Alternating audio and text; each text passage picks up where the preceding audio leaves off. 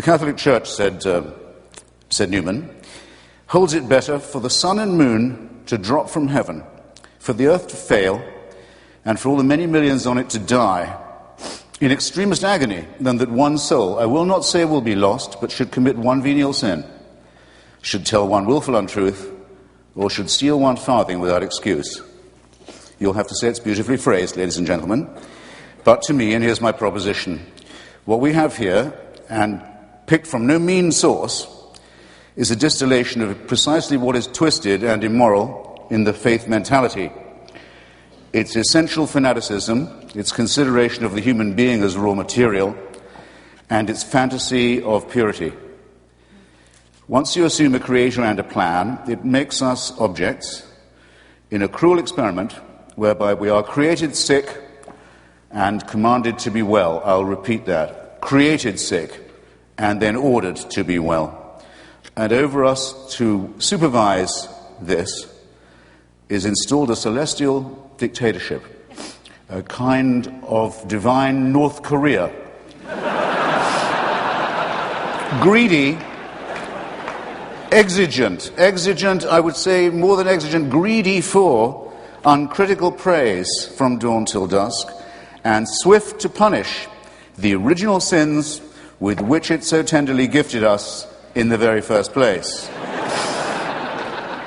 However, let no one say there's no cure. Salvation is offered. Redemption, indeed, is promised at the low price of the surrender of your critical faculties.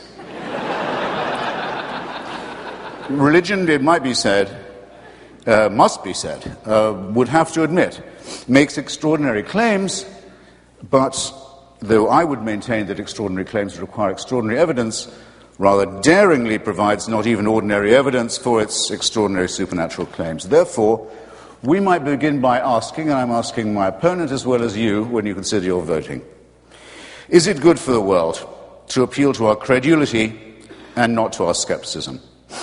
Is it good for the world to worship a deity that takes sides in wars and human affairs? To appeal to our fear and to our guilt, is it good for the world?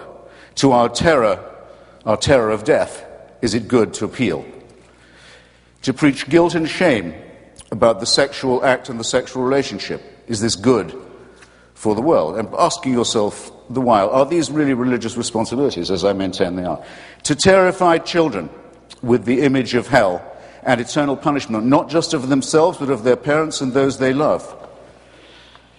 Perhaps worst of all, to consider women an inferior creation. Is that good for the world? And can you name me a religion that has not done that?